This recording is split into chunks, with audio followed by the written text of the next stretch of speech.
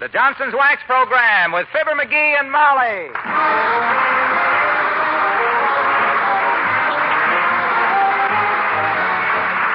The makers of Johnson's Wax products for home and industry present Fibber, McGee, and Molly with Bill Thompson, Gail Gordon, Arthur Q. Bryan, and me, Harlow Wilcox.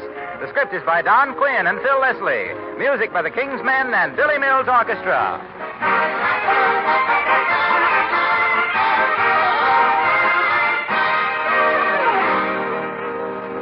How would you like to make your kitchen brighter and more cheerful, and at the same time make your housework very much easier? Well, both these things are easy enough to do. All you need, a shining film of Johnson's self-polishing Glow Coat on your kitchen floor. Glow Coat makes your kitchen a more cheerful place to work because the shine it gives is so wonderfully bright. In fact, the new Glow Coat shine is nearly twice as bright as before. As for making your housework easier, Johnson's Glow Coat is in a class by itself. There's no rubbing or buffing, so you save time right there. And the tough wax protection saves you hours of work in many other ways. Suppose you do spill something, or suppose the kids do track in dirt. Never mind. Just wipe with a damp cloth, and your kitchen and other floors are clean and nice as before. Yes, you'll like brighter than ever Johnson's self-polishing Glow Coat. Try it. See how wonderful it is to bring out the beauty of the home. Look on the bright side, shine up the right side, bring out the beauty of the home.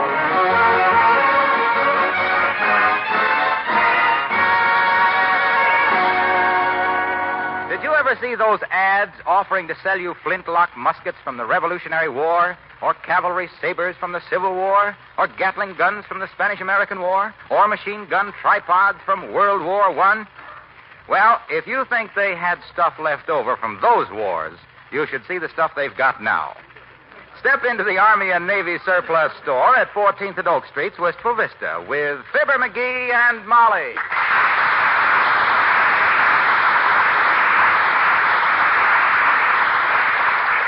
Heavenly days, McGee. Just look at all the things, and everything is so cheap. That's right, Tootsie. Military supplies are the only goods in the world that are expensive wholesale and cheap retail. All depends on the demand. I mind one time I was crossing a field and a bull took after me. Yeah. I'd have given $300 for a subway entrance right then. 4 weeks later, I rode on the subway for a nickel. See what I mean? Supply and demand. Well, I still don't Hey, understand. here's a bargain. Look at these storm lanterns. Wonderful for storms. Only $4. What do they burn? I'll find out. Hey, Bud, you with the toothpick over there. Yes, sir? What kind of fuel do these storm lanterns take? Those lanterns burn Mazzafrizzi, sir. What on earth is Mazzafrizzi? Oh, we don't know, madam. That's an Italian Army-type lantern, now obsolete. Oh, won't they burn gasoline? Yes, sir, for a brief period. One of our former salesmen tried it. Oh? What happened? No one knows, madam. His widow was working here as cashier. Were you, looking for anything in particular, sir? Yes, but I won't know what it is till I see it. I'm just kind of shopping around, so... You go back and lean against something. If I need you, I'll holler. Yes, sir. I'll be around someplace. Oh, here's the countermark special this week only, McGee. What are these iron things? Oh, those are caterpillar treads. That's what a tank runs on. It is? Mm-hmm. Well, no wonder Uncle Dennis used to make so much noise going upstairs. No. Oh, you mean army tank. Yeah. Hey, here's some paratrooper boots that I'll bet would be sold. Hold it, McGee. Here comes Mr. Boomer. You mean Horatio K. Boomer, the desk sergeant's delight? I wonder who he's doing in here. Be careful, dear. Hello there, Mr. Boomer. How's there, my dear? If it isn't the fair Juliet and the boy with the balcony. Greetings. Hi, Boomer. Hey, all the buttons are tore off your top coat. Did you know that? Ah, yes. Rather embarrassing incident it was, too. I'm considering a bit of legal action against this emporium for that. What happened, Mr. Boomer? Seems I inadvertently buttoned my overcoat around a half-horsepower electric motor and started to walk away. Didn't notice the motor was bolted to the bench until I was brought up short by a rude jerk. That's him over there with a crew haircut. Gross negligence plus insufferable rudeness. Gad, sir, I shall write a letter to the Gazette about this. You just here to pick up a few items, Boomer, or are you going to buy something, too? My boy, I resent the implication, although I admire your perspicacity. Yes, indeed. Matter of fact, I'm just getting an early start on my Christmas shopping. Have a list here someplace. Now, let me see. Where do I put that Christmas list? Ah, what's this? Letter from Deep Freeze Donegan. Deep Freeze Donegan? Yes, Deep Freeze Donegan. Got his moniker from spending so much time in the cooler. Here's a bobby pin. Been trying for years to pin something on a bobby. small chunk of beeswax in case I should ever want to wax a bee. A bottle of nitroglycerin. Good heavens, nitroglycerin. Cleaning fluid, I call it, my dear. Clean out a small bank with this in no time at all. Yes, indeed. What's this? Ah, yes, a receipt from the local hoosgow for 30 days I served by mistake. Entitles me to one petty larceny free of charge. Here's a black mask. Made $800 Halloween night. Playing trick-or-treat with filling stations. There's a check for short beer. Well, imagine that. No Christmas list. Maybe you lost it someplace, Boomer. Clever deduction, Sherlock. Very clever. Well, if you'll excuse me, I must be getting along. Sending my brother a birthday cake, and I must get these hacksaw blades to the baker. Farewell, Fig Face. Toodaloo, toodle. Goodbye, Mr. Boomer.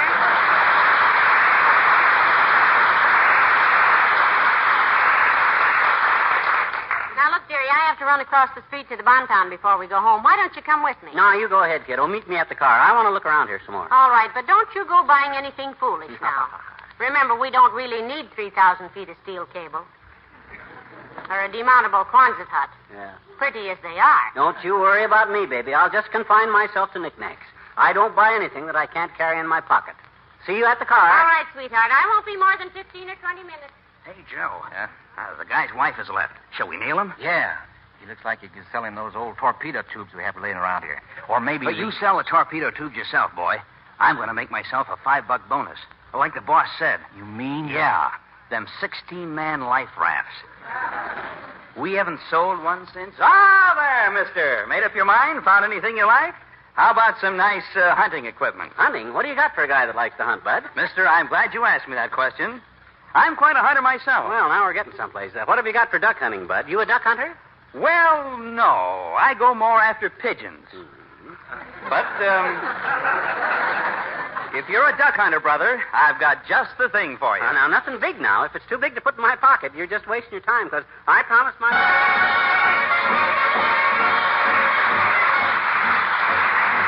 Billy Mills and the orchestra and a samba arrangement of Come to the Mardi Gras.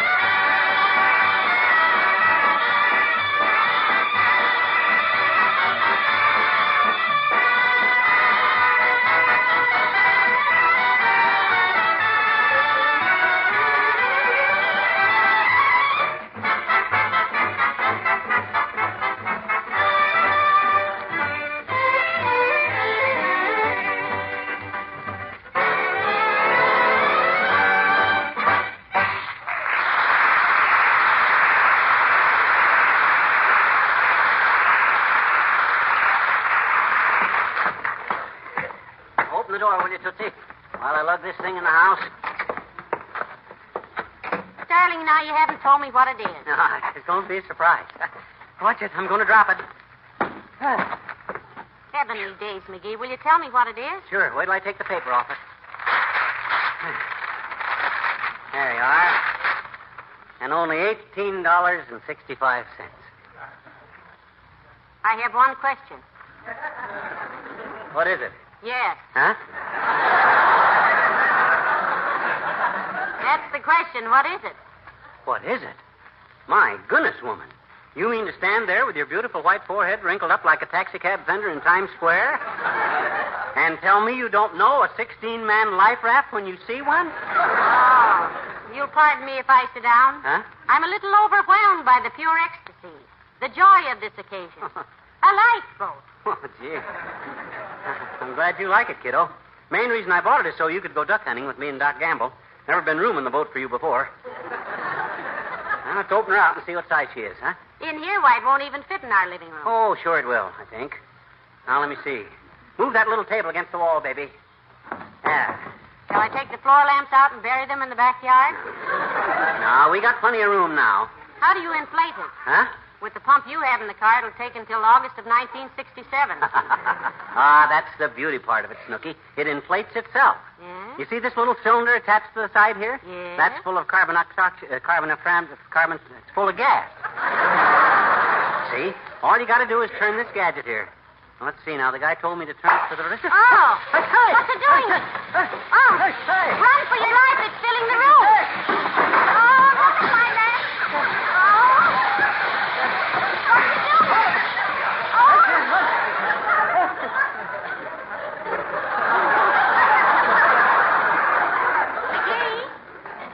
McGee, where are you?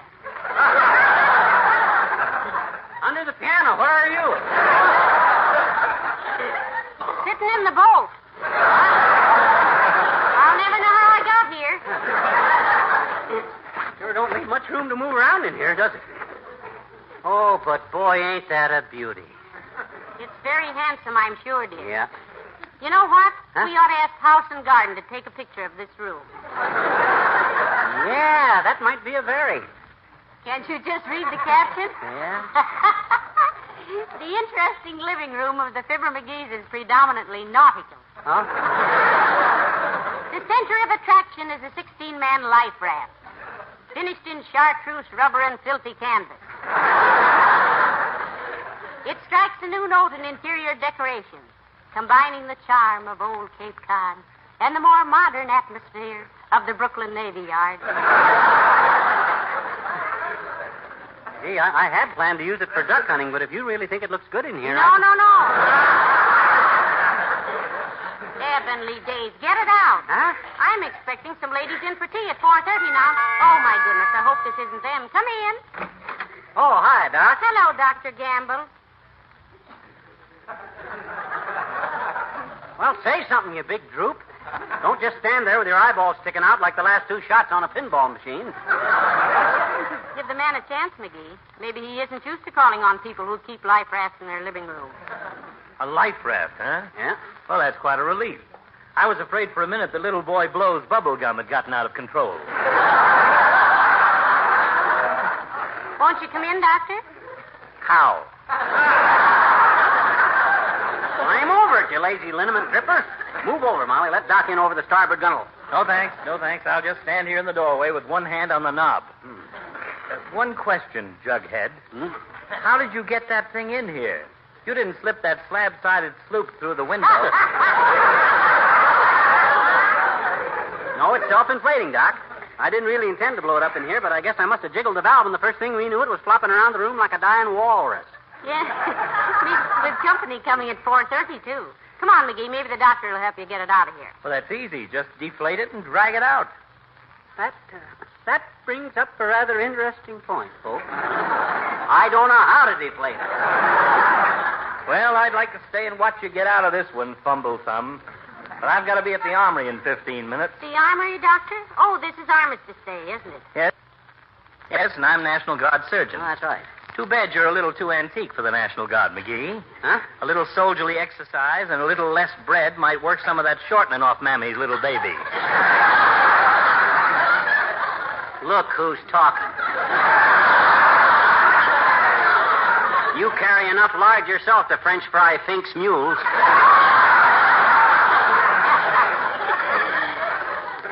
Doctor, I didn't know you were in the National Guard. Are they recruiting now? Oh, yes. A man a minute's our goal for a couple of months.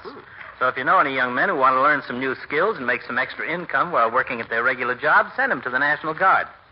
Regular Army pay and regular Army instruction. What ages, Doc? What do you care, Rear Admiral? But as a matter of general information, it's ages from 17 to 35. I'll pass the word to my guest this afternoon, Doctor. Thank you, my dear. And say, if you're not doing anything later, McGee, you might drop down to the armory. I'd like the new recruits to get a look at your physique. Well, okay, Doc. Sort of an example for the boys, eh? Yes, yeah. I want to show them what they'll look like if they don't keep up their training. Well, bon voyage, children.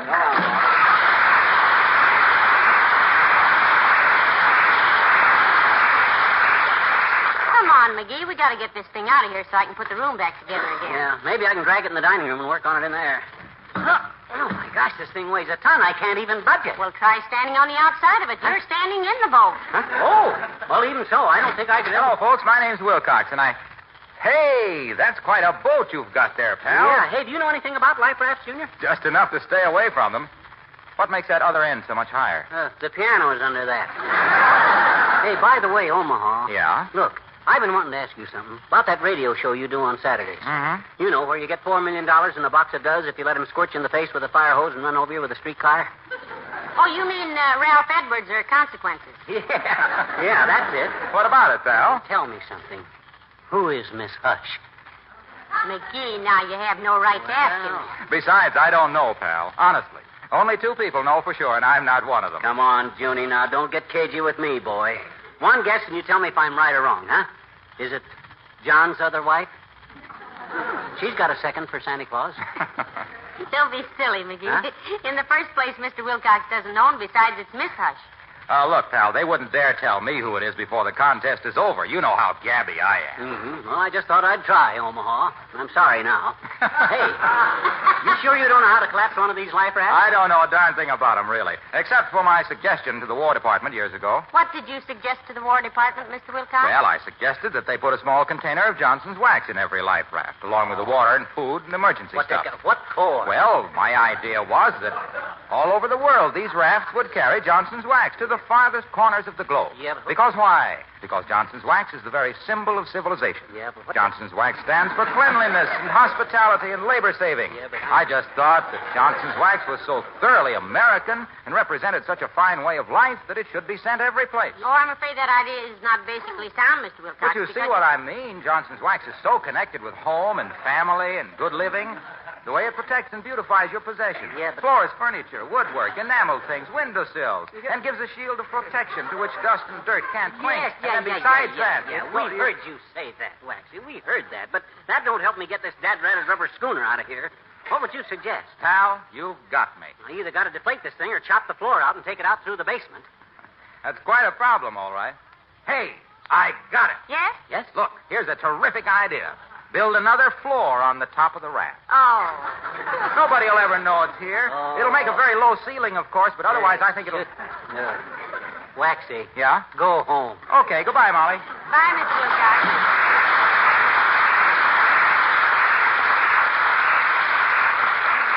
Well, he wasn't much help, was he? He just wanted something new he could use wax on. Now, let me see. Say, McGee, why don't you call the surplus store and ask the man you bought this from?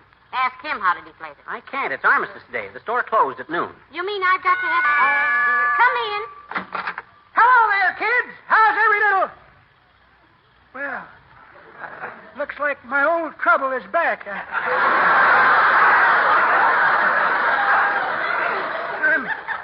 I'm seeing things again.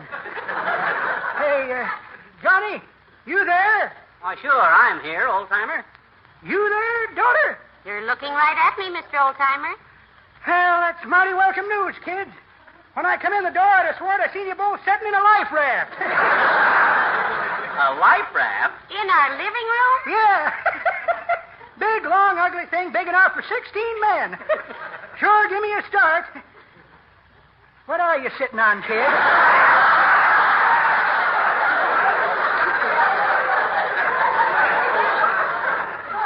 I'm over here on the sofa. I'm at the piano playing Rachmaninoff's Prelude in B-sharp major for the left foot. You ain't both sitting in a big rubber boat? Why, how ridiculous. Why'd you ask, old-timer? The doctor told me this would happen if I didn't quit worrying about them long skirts. He told me I'd throw my system all out of gear, and I've done it. Well, don't worry you about it, Mr. Oldtimer. This is a life raft. It is? Yeah, got it at the Army surplus store, old timer. Inflated it semi-inadvertently. Now I don't know how to disinflate it. Me neither, Johnny, but I got a cousin in the government. I could send him a wire. Navy Department? Nope, State Department, daughter. Quite a big feller down there, too. Started out as a farm boy like me. Went right to the top, naturally. Very interesting, old timer. Why should a farm boy be such a good diplomat? Well, the way I got it figured, Johnny, it's this way. Yeah? The way I got it figured, a farmer kid knows his onions. He avoids people that act reddish. He makes hay while the sun shines. He ain't out to make a lot of cabbage. And if he scores a beet, he knows he'll be in a pickle if he spills the beans to some beautiful tomato. Well, I'll wire him right away, kids. Let you know what he says. See you later.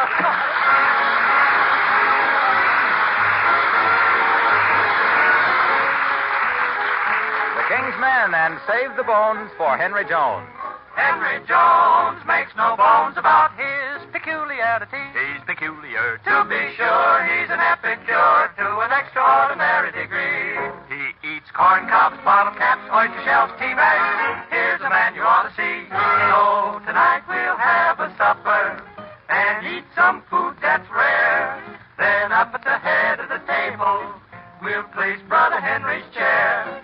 Invite all the local big dogs. We'll laugh and talk and eat. But save the bones for Henry Jones, 'cause Henry don't eat no meat. Oh, today we'll go to market and buy a lot of fish. That will be a thrill for old Henry, because that's his favorite dish. Fish. Get a big bucket of molasses, so we'll have something sweet. But save the bones for Henry Jones, 'cause Henry don't eat no meat.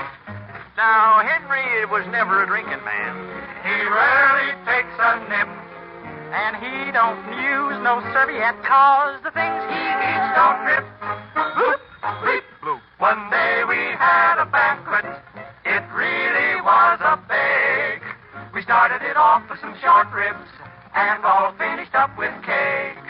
But when the feast was over, Brother Henry just kept his seat. And we served the bones to Henry Jones, 'cause Henry don't eat no meat.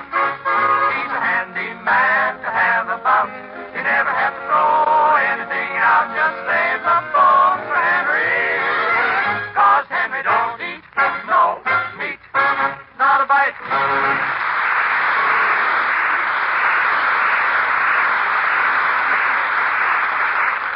McGee? Oh, McGee, where did you go? I'm right here, Molly, under the stern. I've been looking for a label of some kind to tell how to disinflate this dad-ratted life raft. Any luck? No, I only found two labels, and one of them said other side up, and the other one said Kilroy was here.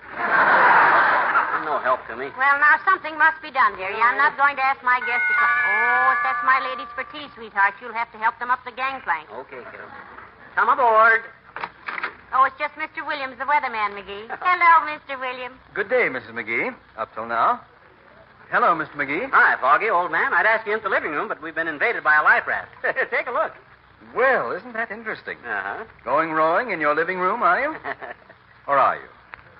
But no, of course not. You could hardly go rowing in here, could you? Or could you? Well, hardly, Foggy. No. I realize now what a foolish remark that was. Yeah.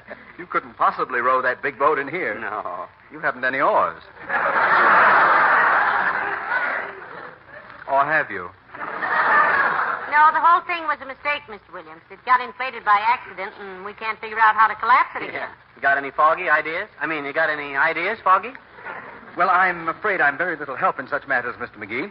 Although if you've got this craft for fear of excess humidity, or floods, in other words, may I assure you your fears are groundless, shall we say? Yes, let's say that. Thank you. Although if there was a flood, we would all be groundless.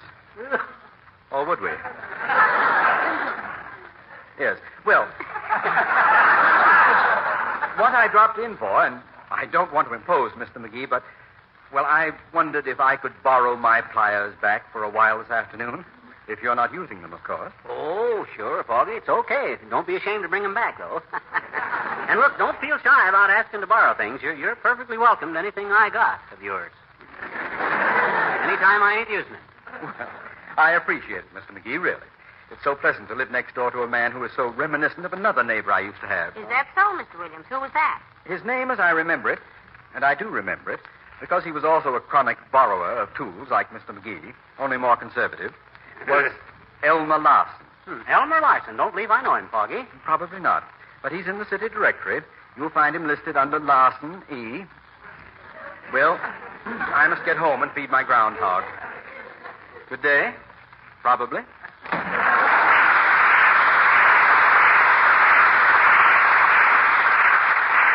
That was a kind of a pointless comment. What do I care what the name of his next-door neighbor was way back in...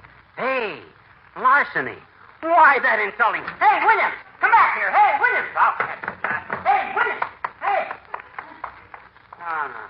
What's the use of making an issue of this? Maybe he didn't even mean it that way. Besides, he's got tools in his garage I ain't even borrowed yet. I better go back in the house and play in my boat. Well, I'll be a... Hey, Molly. Molly, look. Look, the raft is deflating. Yes, I know, dearie. I solved the problem. Oh, my gosh, that's wonderful, kiddo. It's flattening out like a bride's sponge cake. How'd you ever do it? Well, I had to find a way, sweetheart. My guests are due any minute. Yeah, I know, but how? How did you do it? Well, I'll explain it to you later. Huh? You roll it up and get it out of here while I put this butcher knife back in the kitchen. Oh, a butcher knife. Oh. Oh, well, I guess that was one way. Yes, it may not have been the right way, but at least I made a stab at it. Come on now, McGee. Help me get this...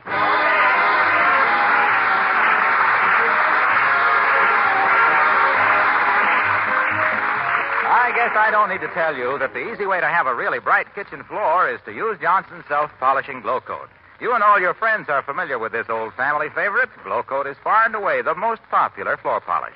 But here's something you may not know. The famous Glow Coat shine is now brighter than ever.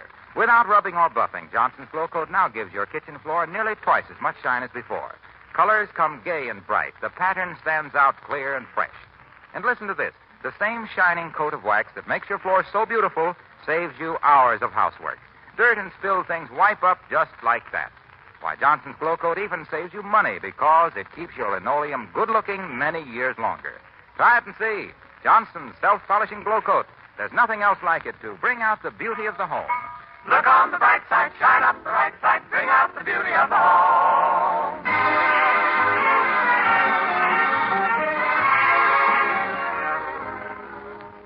You can come in now, McGee. My guests are all gone. Okay, I've been working on the boat out in the garage, Molly. I put a tire patch on it where you knifed it, and it's just as good as new. I'm going to blow it up again, and we can... Oh, good. I'll help you this time. You will? Oh, I'd love to. Let's take it out in the country, put some dynamite under it, and blow it up once and for all. Did you say something? Yeah. Good night. Oh, good night, all.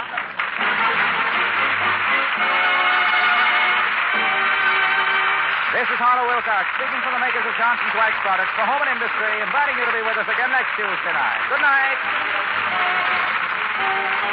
This is NBC, the National Broadcasting Company.